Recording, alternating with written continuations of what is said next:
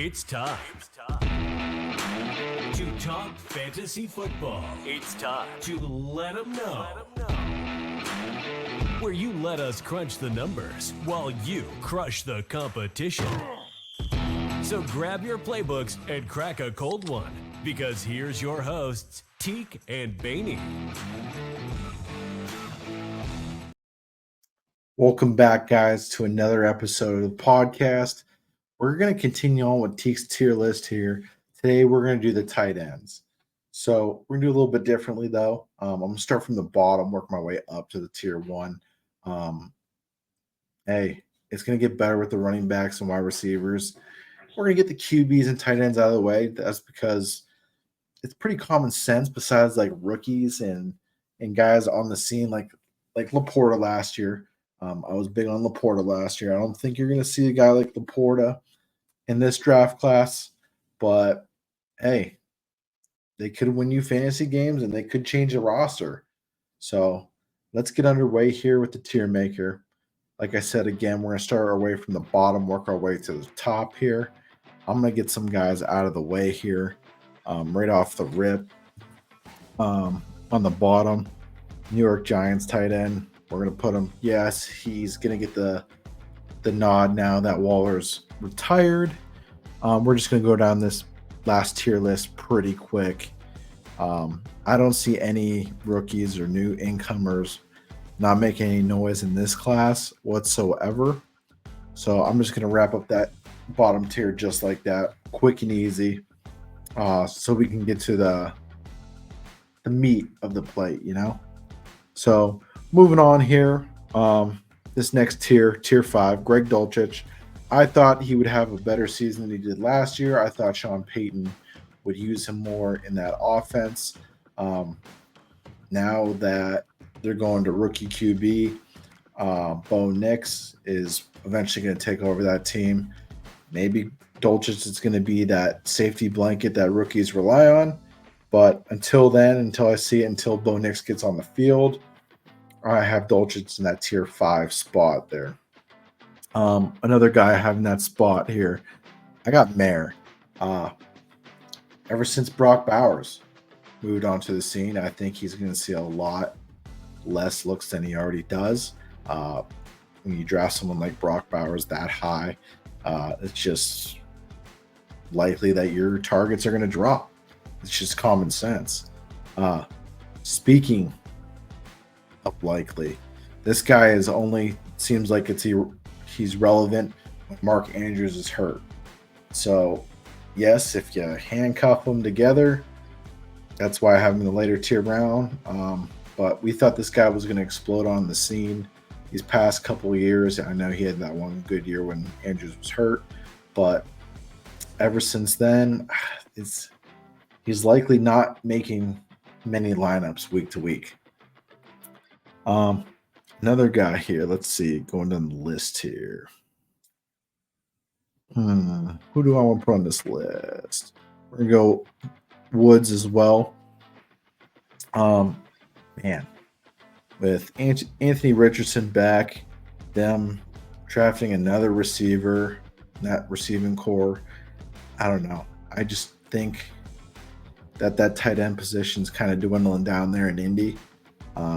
I don't want no part of Woods. I haven't for years now, and he's just on that low level tier for me for fantasy.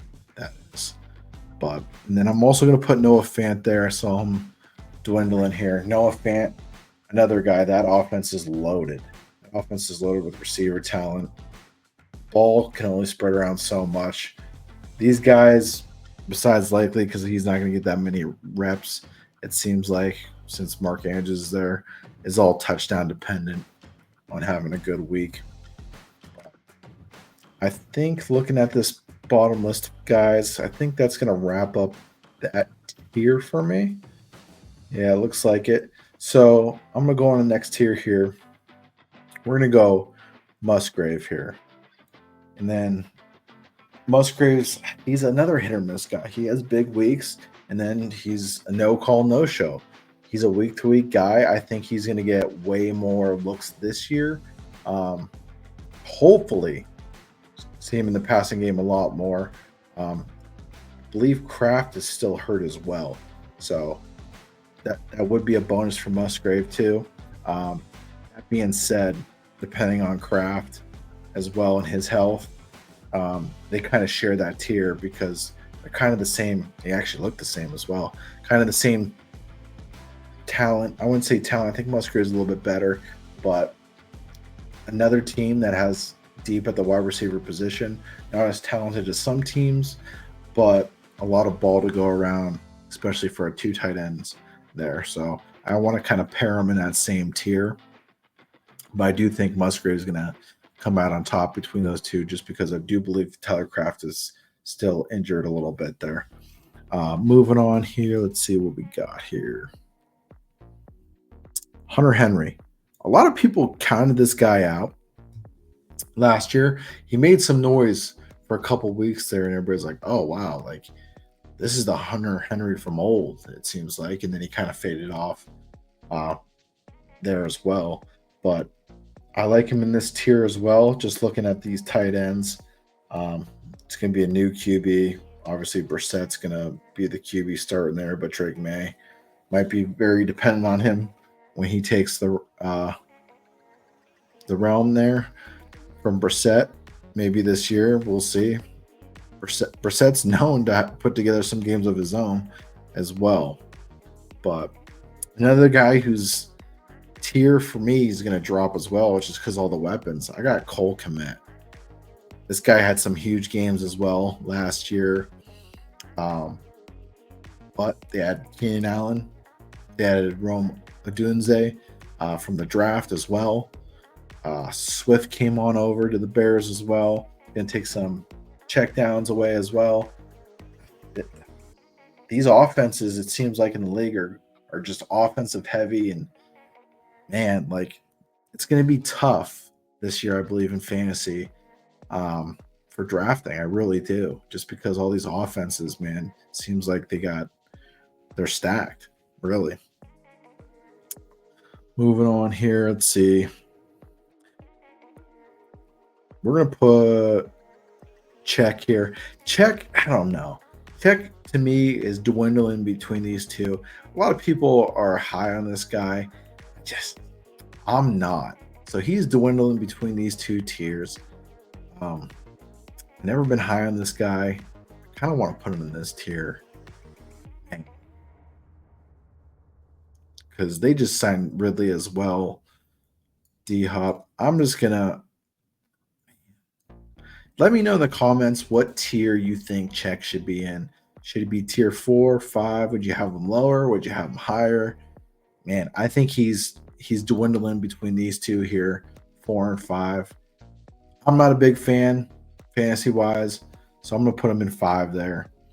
I kind of talked myself. I think I was going to put him in 4, but I'm going to talk myself down to that one as well. Moving on here. Dallas Goedert. I'm going to keep in 4 here. I was a big fan of Dallas Goedert for a while. Again, another guy that is not going to see red zone targets just because the weapons around him. Also, if they're 2 yards and in, you know what's coming. So I just don't think the targets are going to be there for this guy, especially when he's going to be very touchdown dependent as well. Let's see here.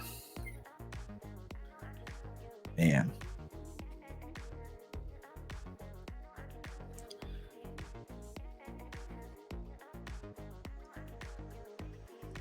Muth, man. We're going to put K-Dot in here as well. I like that pick. I think he was going to be a tier 5 for me. He moved up for me because Chris Godwin, I don't know what's happened to Chris Godwin, but that used to be a crazy 1-2 punch there in Tampa. Kate Otten, I think, is going to see a lot more targets this year. So he's going to move up quite a bit for me to that tier 4. Does that wrap it up? I don't know. Let me see. Man. Call me crazy. Do we put Muth in here? Does Muth deserve a tier 4 or tier 3? I mean, man, another guy, I just don't think I can put him in this tier 3.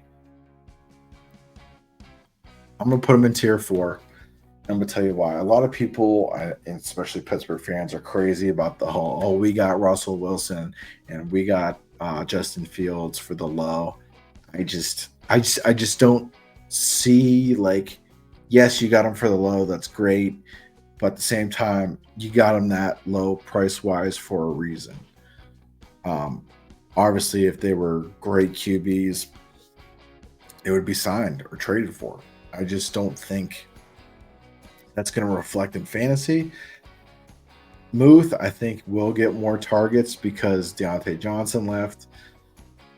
They really didn't have that much help on the wide receiver there. And with Arthur Smith calling plays now, it's going to be, I believe, a run-heavy offense. So he's going to be floating between these two.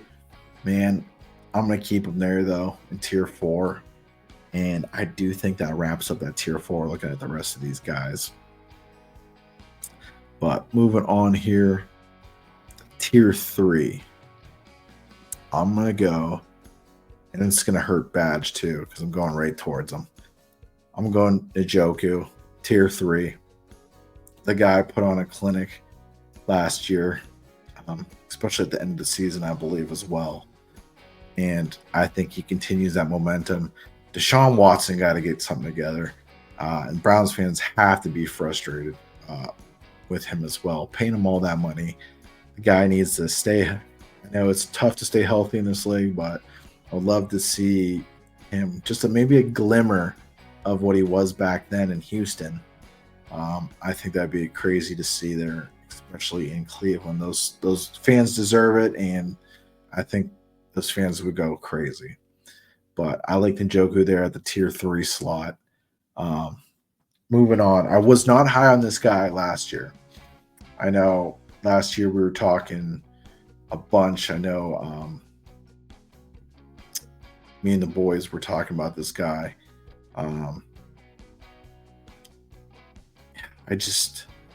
He's one of those guys that people thought he was going to be Sam Laporta. I think this year is his year.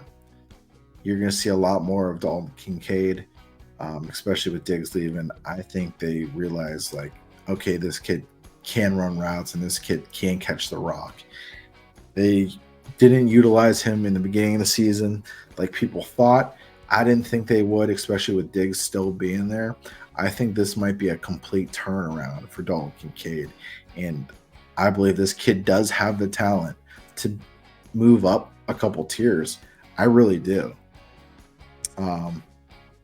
This new look offense, man, I see the Laporta role. I see it this year with this kid. I really do.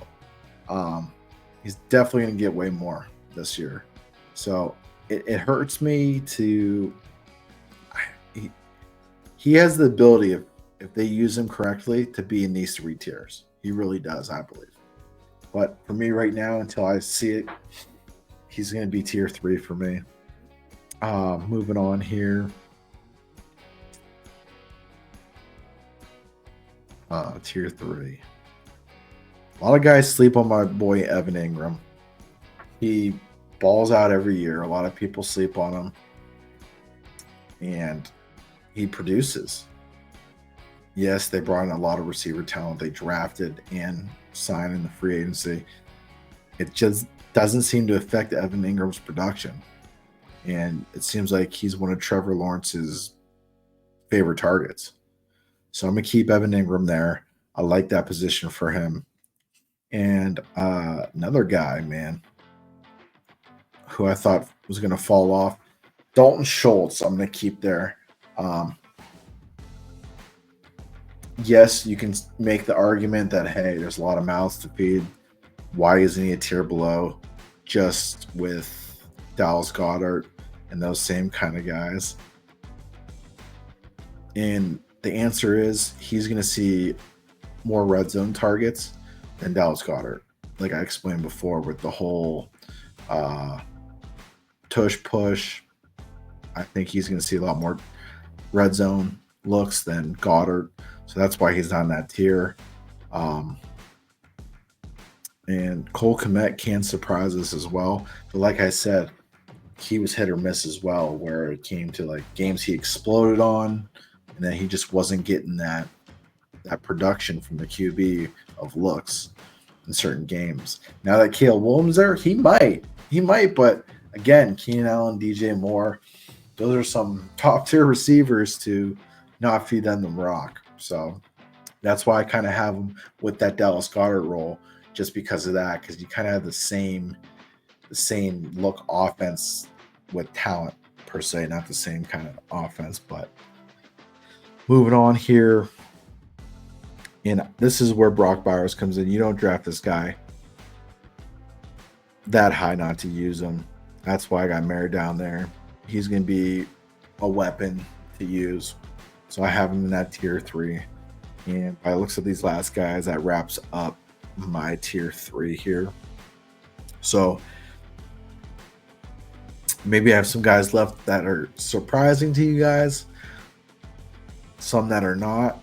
Let me know what you think. This tier 2 is going to get a little spicy here. First things first, we're going TJ Hawkinson, tier 2.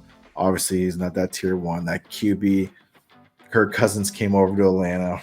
So we're going to see what kind of production he can get out of Sam Darnold and JJ McCarthy. So he's going to drop there. George Kittle, another guy, stacked offense, but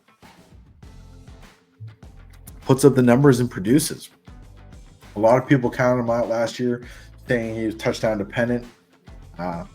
Man, the guy balls. And obviously he's a fan favorite. Not only is he a fan favorite, I'm sure he got a lot of love after that receiver on Netflix as well. The dude's a gamer, and I love it. So Kittle's one of my favorite tight ends, so I'm rocking with Kittle in tier 2 there.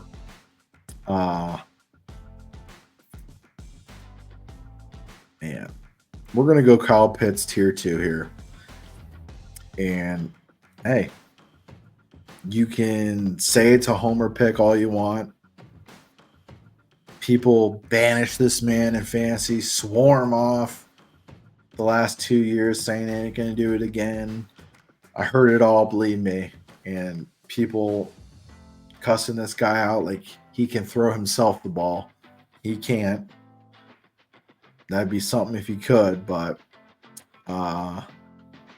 he moves up my list tremendously, not only from them acquiring Kirk Cousins and obviously drafting Penix just in case.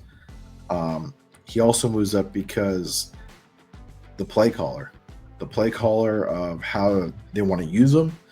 They're training him for tight end and a wide receiver role, so he's definitely going to run more routes, which he should just because of his build.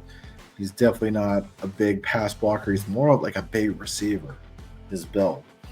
So putting him at that tight end spot is actually ridiculous for the Falcons if they can use him right.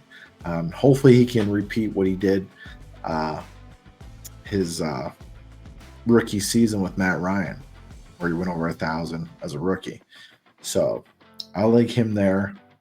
And then the last guy here, I'm going to go Jake Ferguson. Okay.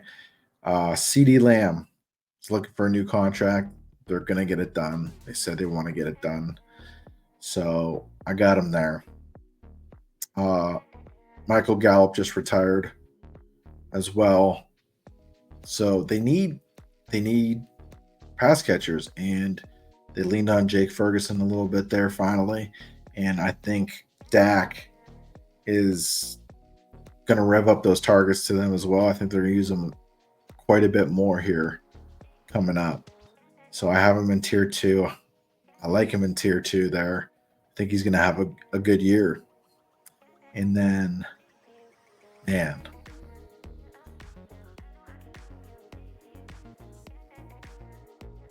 we're just going to put the main dogs up top here.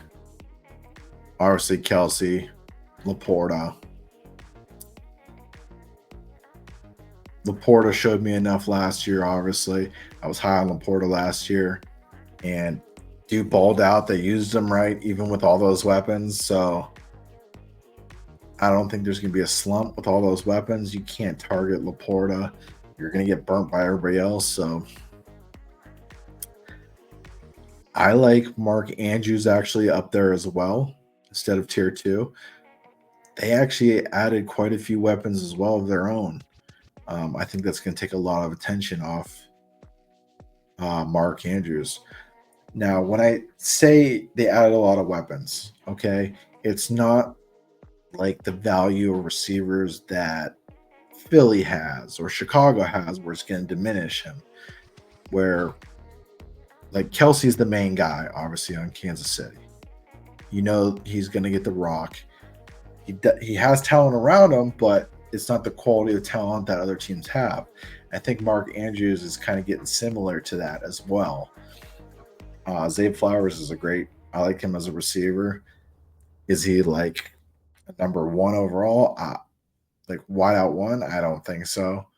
But I like Mark Andrews this year in that tier 1 slot. And where to put McBride? So for me, I might get a lot of backlash for this. I'm putting McBride this year. I got confidence in McBride this year. I'm putting tier 1 this year. So I haven't been tier 1 this year for this main reason. From week 8, I believe it was. Last year he finished in the top 10 every year for the tight end out of his position. So I think he can easily be a top 5 guy if the quarterback plays consistent and if Kyler stays on the field. So with that being said, with him finishing the top 10, there's 8 guys right here. He finished in the top 10 week 8 on, and then he didn't have Kyler. I think he's a top 5 guy. It's kind of sliding him right where he needs to be.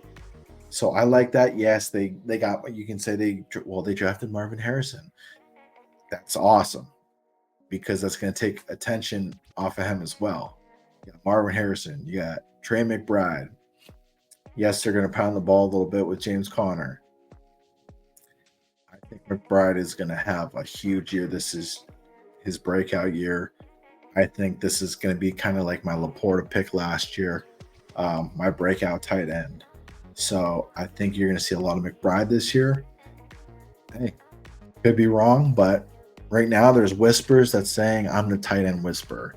So I'm going to go with McBride here. I liked what I saw last year, especially the back half of the year. I think it's going to be something special. But that does wrap up the tight ends list. So again, let me know what you think of my list, what you guys would change differently. Hey, we're going to do running backs and receivers still. So hit that like button, share it. We appreciate the feedback, the views, and hey, we can't wait for the season. We're going to do some different episodes coming up here once this tier makers section's done.